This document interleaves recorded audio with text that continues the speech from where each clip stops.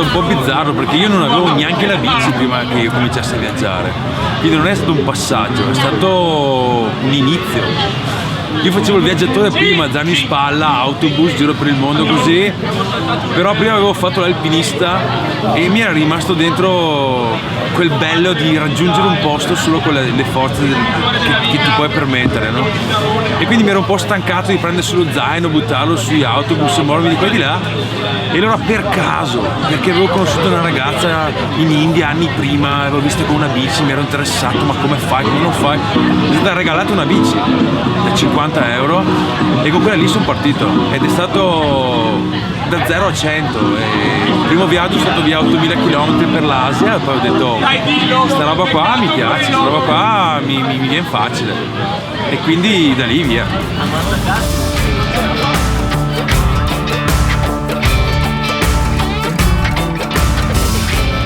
Beh, dipende che viaggio vuoi fare, ovviamente se devi andare in Siberia, cioè qualsiasi cosa, qualsiasi passo deve essere programmato prima, altrimenti rimani là. Però fondamentalmente per fare un bel viaggio in bici hai bisogno solamente del punto da dove parti e ipoteticamente di un biglietto di ritorno. Poi tutto il resto te lo immagini, no?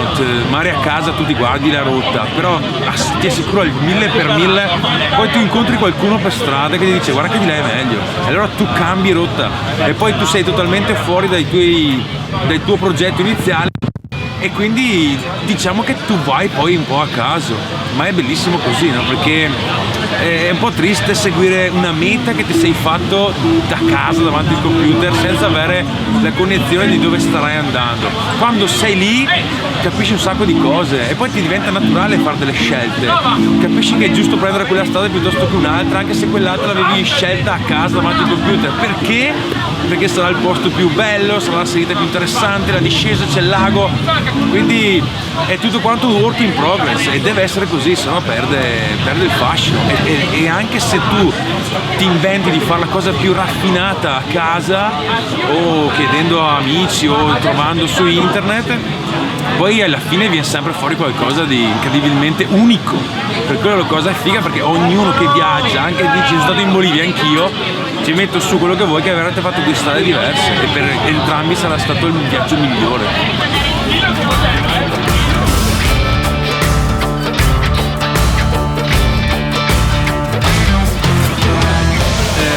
Ti dico la verità, quando io vedevo le spedizioni della gente che partiva, che si portava i sacchetti di cibo liofilizzato da metterci l'acqua e mangiare, pensavo che fosse questo l'alimentazione di un avventuriero, invece ho scoperto che è stupendo mangiare ciò che trovi per strada.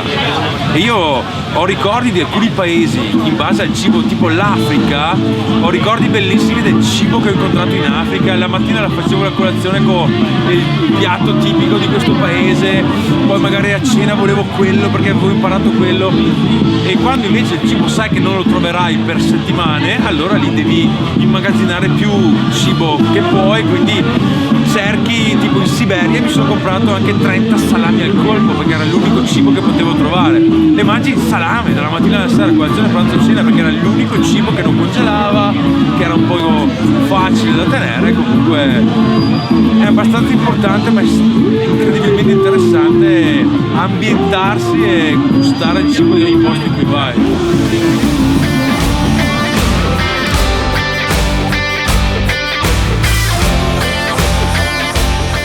Fare l'abitudine, è ovvio, la prima notte che dormi in giro devi un attimo capire il rumore che viene da fuori cos'è, poi col tempo capisci, ascolti e soprattutto impari a dove mettere quella cavolo di tenda lì. Io passo anche 2 ore alla fine della giornata solamente per trovare il posto più figo, più sicuro per me, per mettere la tenda. Devo essere tranquillo, devo avere l'acqua vicino se c'è la possibilità, devo essere lontano, non voglio che sia visibile dalla strada, quindi a volte faccio un sacco di strada per trovare un posto.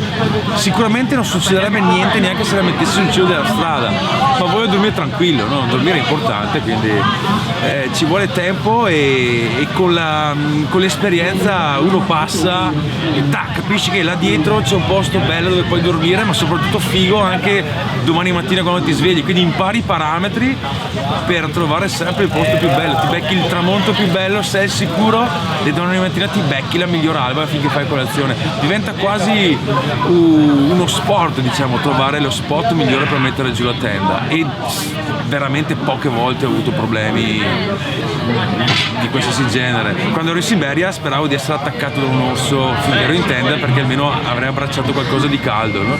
Però purtroppo lì orsi non ce n'erano nelle targhe.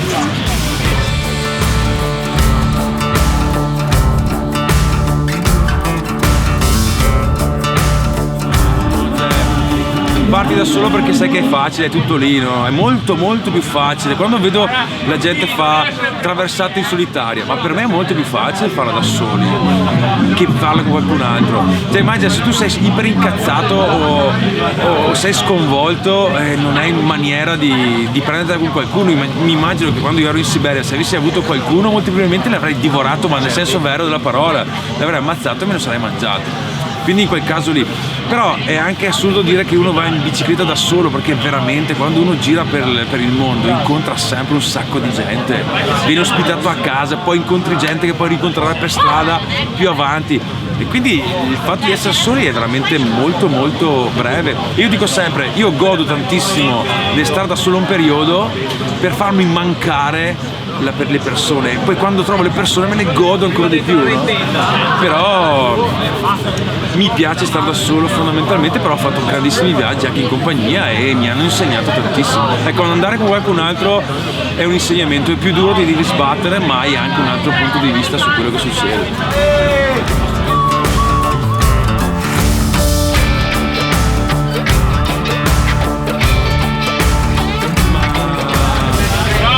Serve a dare quasi una cioè serve a darti una cosa che devi fare per far sembrare figo quello che tu stai facendo. Sembra che se tu comunichi qualcosa, è come cosa fai nella vita? Viaggio, faccio niente. No, guarda, io 5 minuti la mattina mi fermo lì, scrivo un post, sembra quasi a darti una ritmicità a quello che fai. Poi lo fai semplicemente in maniera super easy, però magari c'è la cosa bizzarra o il paesaggio incredibile che vorresti condividere perché è veramente figo.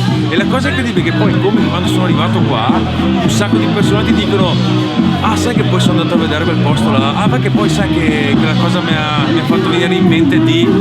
E alla fine sta cosa qua ha espanso a tutti. Io quando sono partito non avevo nessuna nozione, non c'era nulla su internet di dove andare a prendermi la sella per la bici, la borsa. Adesso uno va nel mio profilo e sa che bici ti serve, cosa ti serve, va nell'altro profilo, apre un Instagram di uno, si fa un'idea della strada. Quindi veramente questa condivisione di idee ha fatto sì che guarda quanti cavolo siamo oggi.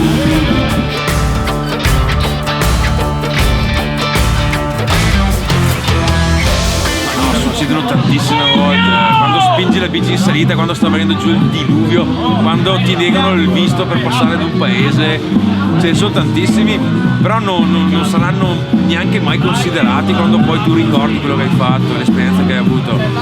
Cioè non ti ricorderai mai del culo che ti sei fatto per salire in quella vetta, ti ricorderai della vista che hai avuto da là in cima, no? E sono quelli che sono anche parte del cervello, quelli là si tatuano, rimarranno per sempre. La fatica è simile, succederà tante volte, ma il paesaggio che vedi da là è unico e ti ricorderai quel paesaggio. E poi la fatica e le sfighe le fai un malloppo e se lo pesi non pesa niente, quindi non le consideri.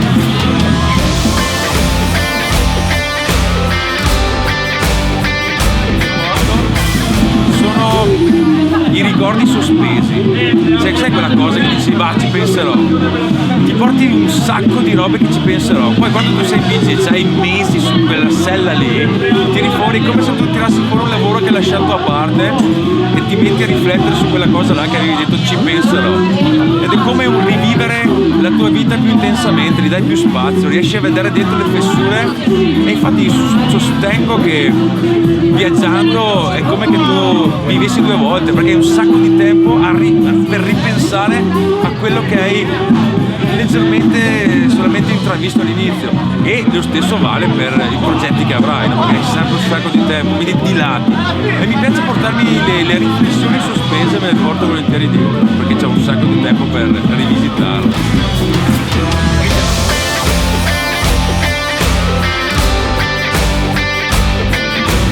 Non c'è niente di inutile perché sennò lo lasceresti, quindi anche quel calzino spaiato che non ti servirà mai, che tu ci metti il sapone o ci metti dentro l'hard disk, te lo porterai dietro, perché in bicicletta tutto quanto ha un peso, sai quanto vale portarlo, e quindi se tu guardi quello che hai, per te sono le cose più preziose che hai. Se tu perdi la pila, perdi l'accendino, cacchio, sono casini, quindi tutto quello che hai è super importante, e lo impari a amare, e non perderai mai niente perché sai quanto è importante per te ogni singolo oggetto.